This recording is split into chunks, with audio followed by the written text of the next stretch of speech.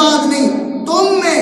سب سے دانا اور عقل مند شخص وہ ہے جو عارضی زندگی کو چھوڑ کر ہمیشہ ہمیشہ کی زندگی جو نہ ختم ہونے والی زندگی ہے اس کے لیے میرے دوستو عمل الکیس من دان نفسہ وعمل لما بعد الموت، کہ تم میں جتنے بھی لوگ سانس لے رہے ہیں ان میں سب سے عقل مند اور دانا وہ ہے وعمل لما بعد الموت، کہ وہ ایسے عمل کرے جو اس کو موت کے بعد کام آئے۔ اور میرے دوستو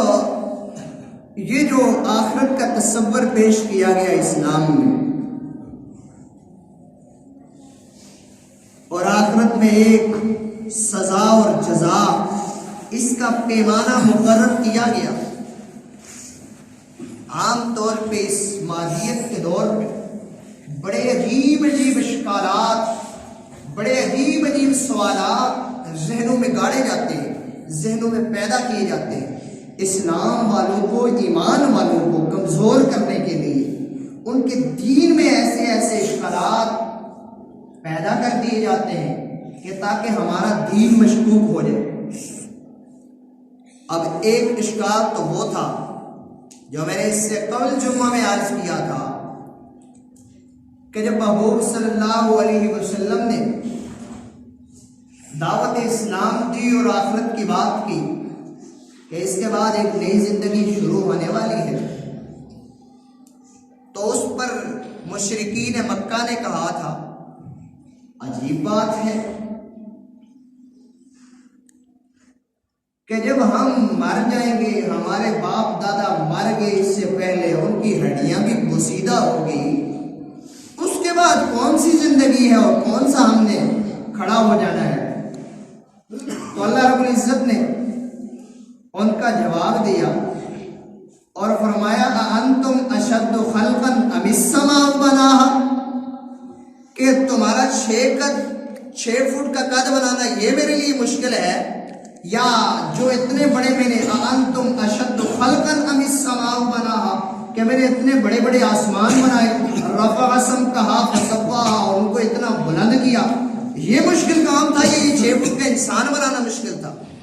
اور پھر فرمایا کہ ابتدائی طور پر بنانا مشکل ہوتا ہے یا دوبارہ چیز کو بنانا مشکل ہوتا ہے؟ جب ایک چیز کا تصور بھی نہ تھا اس وقت بھی میں نے آپ کا ڈھانچہ تیار کیا، میں نے آپ کی شکل اور صورت تیار کی اور آپ کو بنا کر رکھ دیا اور پھر بڑا کیا۔ تو جب آپ پہلے تھے نہیں تب میں نے بنا دیا، اب تو آپ موجود ہیں، اس کے بعد آپ کا بنانا کون سا مشکل ہے؟ اور پھر آپ کے بنانے سے مشکل کیا آسمانوں کا بنانا مشکل نہ تھا؟ میں نے وہ بھی بنا دیے۔ اللہ رب العزت نے یہ جواب دیا۔ تو میرے دوستوں میں آپ سے عرض یہ کر رہا تھا کہ دین اسلام کے ابتدائی دن ہی سے دین اسلام پر اشکالات، سوالات کا سلسلہ جاری رہا اور اللہ رب العزت نے اس کا جواب دیا۔ جب پیغمبر صلی اللہ علیہ وسلم کے دور میں یہ اشکالات کی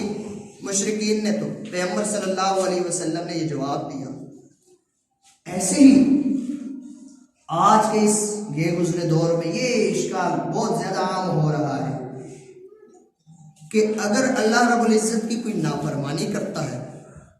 اللہ رب العزت غفور الرحیم ہے، تو پھر سزا جزا کا کیا سلسلہ ہے؟ اللہ رب العزت معافی فرما دے۔ تو میرے دوستو قرآن کریم نے اس کا بھی جواب دیا اور فرمایا یہ جو قیامت کا دن ہے، جو فیصلوں کا دن ہے، یہ صرف اور صرف عدل کی بنیاد پر قائم ہو رہا ہے کہ اللہ رب العزت کی ذات بڑی عادل ہے، بڑی انصاف کرنے والی ہے۔ دنیا میں کئی سارے ظالم ایسے آتے ہیں جو بے سہارا اور بے قصور پر بڑا ہی ظلم کرتے ہیں، اور غریب ناتواں لوگ وہ ان کا ظلم تو سہتے رہتے ہیں۔ تو اللہ رب العزت کی انصاف کا اور عدل کا یہ پیمانہ تھا کہ آخرت کا دن مقرر کرنا پڑا کہ جس دن تمام کے تمام لوگوں کو فَمَن يَعْمَلْ مِثْقَالَ ذَرَّةٍ خَيْرًا يَرَهُ، اگر کسی نے ایک ذرے کے برابر نیک عمل بھی کیا ہوگا تو اس کو بھی اس کی جزا ملے گی۔ وَمَن يَعْمَلْ مِثْقَالَ ذَرَّةٍ شَرًّا يَرَهُ، اگر ایک ذرے کے برابر بھی اس نے برائی کی ہوگی تو اس کا بدلہ بھی ملے گا، اور یہ تمام کام یہ انصاف پر قائم ہو جائے گا۔ تو آخرت کے دن کو اس لیے بعض جگہ پہ کہا گیا وہ انصاف کا دن ہے، وہ عدل کا دن ہے کہ جو لوگ اس دنیا کے اندر ظلم کر رہے ہیں تو عدل کا تقاضا یہ ہے کہ وہ ظلم کا ان کو جواب دیا جائے، اور عدل کا تقاضا یہ ہے کہ اگر کوئی اچھائی کر رہا ہے، نیکی کر رہا ہے، تو اس کو اس کا بھی صلہ دیا جائے۔ یہ انصاف کا تقاضا ہے، اور آخرت کا دن بھی جو قائم کیا گیا تو اس تقاضے کو مد نظر رکھتے ہوئے اللہ رب العزت نے آخرت کا دن بنایا۔ اور ایک روایت میں آتا ہے کہ اگر ایک بغیر سینگ کے ایک بکری ہے، سینگ والی بکری نے اگر اس کو سینگ مارا، کل ان کو بھی دوبارہ ان میں روح پھونکی جائے گی اور ان کو پیدا کیا جائے گا، اور آپس میں بدلہ، جس کے سینگ نہیں تھے اس کو دوبارہ اللہ رب العزت سینگ عطا کریں گے اور وہ بدلہ لے گی اور ان کو ختم کر دیا جائے گا۔ ایسے ہی جو انسان ہیں، تو انسان نے اگر دنیا میں رہتے ہوئے اچھی عمل کیے تو اللہ رب العزت ایک اچھائی کا بھی بدلہ عطا کریں گے، اور اگر برے عمل کیے، کسی کے ساتھ ناانصافی کی، زیادتی کی، تو اس کا بھی بدلہ ہوگا۔ اور میرے دوستو ایک بات یاد رکھیں، جو انسان کے بدلے ہیں، اللہ رب العزت نے انسان کو عقل اور فہم، فراست عطا کی گئی ہے، فراست عطا کی ہے، تو کل کے وہ بدلے ایسے نہیں ہوں گے۔ اگر کوئی شخص یہ کہے، عام طور پہ یہ بات کہی جاتی ہے کہ مرنے کے بعد ہم نے تو خالی ہاتھ جانا ہے، کل اگر کسی کو بدلہ دینا بھی پڑا، کون سی میری زمینیں ہوں گی میں واپس کروں گا اگر میں نے کسی کی زمین دبا لی؟ کل کون سا میرے پاس جائیداد اور مال و دولت ہوگی اگر آج میں نے کسی وارث کا حق دبا دیا؟ تو میرے دوستو، اس کے لیے محبوب صلی اللہ علیہ وسلم، اکثر یہ واقعہ عرض کرتا رہتا ہوں، پیغمبر صلی اللہ علیہ وسلم نے حضرات صحابہ اکرام سے عرض کیا، ارشاد فرمایا، کیا لوگوں آپ کو معلوم ہے کہ سب سے زیادہ مفلس، سب سے زیادہ نادار کون سا شخص ہے؟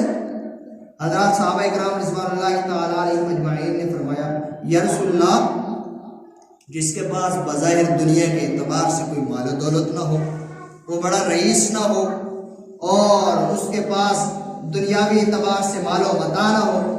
تو ہم تو اسی کو ناتواں سمجھتے ہیں، اسی کو غریب اور مفلس سمجھتے ہیں۔ اللہ کے محبوب صلی اللہ علیہ وسلم نے فرمایا، نہیں، بلکہ مفلس شخص وہ ہے جو کل قیامت کے دن بڑے بڑے نیکیوں کے اعمال کے پہاڑ لے کر اللہ رب العزت کی بارگاہ میں حاضر ہوگا، اور بہت سے حق مانگنے والے آ جائیں گے جس کے حق نے دنیا میں دبائے ہوں گے، اور اس کی جو نیکیاں ہیں وہ ان حقداروں کو دی جائیں گی۔ میں آپ سے عرض یہ کر رہا تھا، عام طور پہ یہ اشکال ہوتا ہے کہ ہم دنیا سے خالی ہاتھ جائیں گے، یہ مال و دولت تو دنیا میں رہ جانا ہے، تو کل ہم نے کل قیامت کے دن کیا دینا ہے؟ تو وہ بتا رہا ہوں کیا دینا ہے، وہ نیکیاں اپنی دینے پڑیں گی اپنے پلے سے، اور فرمایا نیکیاں اس کی ختم ہو جائیں گی، حقدار ابھی ختم نہیں ہوں گے، اور لینے لگی ہوگی، اس نے میرا بھی یہ حق دبایا ہے، اس نے میرا بھی یہ حق دبایا ہے۔ اب کیا کیا جائے؟ فرمایا جائے گا کہ ان حقداروں کی جو بدعمالیاں اور برائیاں ہیں یہی اسی پر ڈالنا شروع کرا۔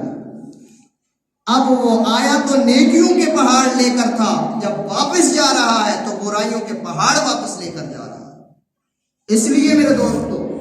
دنیا کے اندر جیسے یہ کہا جاتا ہے نا کہ مال کمانا بہت آسان ہے، اس کو سنبھالنا مشکل ہے، ایسے ہی نیکیوں کا بھی سلسلہ ہے۔ یہ مثالیں میں اس لیے دے رہا ہوں، دنیا کے اعتبار سے ہم دنیا کے معاملات میں اتنا زیادہ پھنس چکے ہیں کہ ہمیں دنیا کی مثال نہ دی جائے آخرت کی مثال سمجھ ہی نہیں آتی۔ تو جیسے مال کمانا آسان، سنبھالنا مشکل ہے، ایسے ہی نیکیاں کمانی تو آسان ہے لیکن نیکیوں کو سنبھال کر رکھنا مشکل ہے۔ تو ہم بڑی اعمال کرتے رہے، بڑا نماز، ذکر اذکار کرتے رہے، لیکن میرے دوستو یہ بات بھی یاد رکھیں، دین اسلام صرف عبادات پر قائم نہیں ہے، بلکہ دین اسلام معاشرت کا بھی درس دیتا ہے۔ جہاں پر آپ اللہ رب العزت کی بندگی کر رہے ہیں، اللہ رب العزت کے حقوق پورے کر رہے ہیں، وہاں پر اللہ رب العزت کے جو بندے ہیں، اس کی مخلوق ہے، اس کے بھی حقوق ہم پر لازم ہوتے ہیں۔ جس معاشرے میں رہتے ہیں اس معاشرے کے بھی حقوق ہم پر لازم ہوتے ہیں، حتیٰ کہ پیغمبر صلی اللہ علیہ وسلم نے فرمایا، جناب جبریل امین مجھے پڑوسی کے اس قدر حقوق بتائے ہیں کہ مجھے ایک بار اس بات کا خطرہ لاحق ہونے لگا کہیں پر وراثت میں پڑوسی کا بھی حق نہ رکھ دیا جائے۔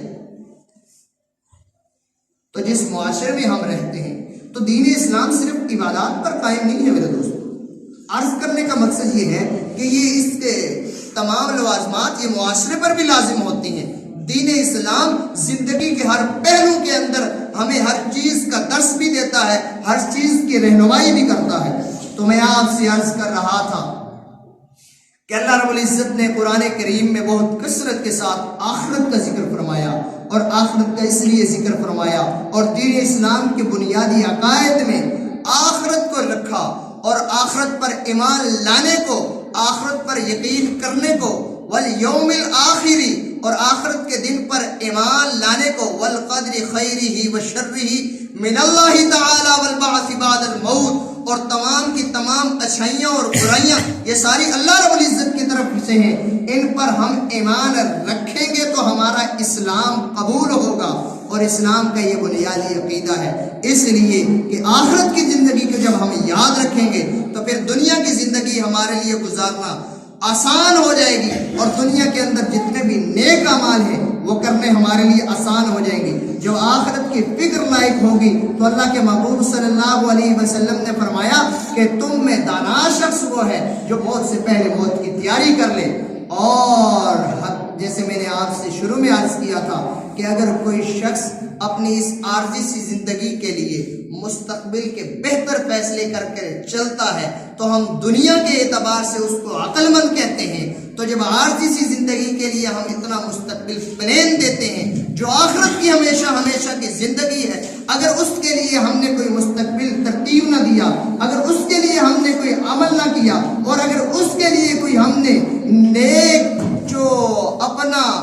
وراثت ہے وہ نہ چھوڑی، تو میرے دوستو پھر یہ ہم سے بے وقوف شخص نے کوئی بھی نہیں ہوگا۔ اس لیے کہ محبوب صلی اللہ علیہ وسلم نے فرمایا کہ عقل مند شخص وہ ہے جو دنیا کے بعد آخرت کی ہمیشہ ہمیشہ کی زندگی ہے اس کے لیے عمل کر جائے،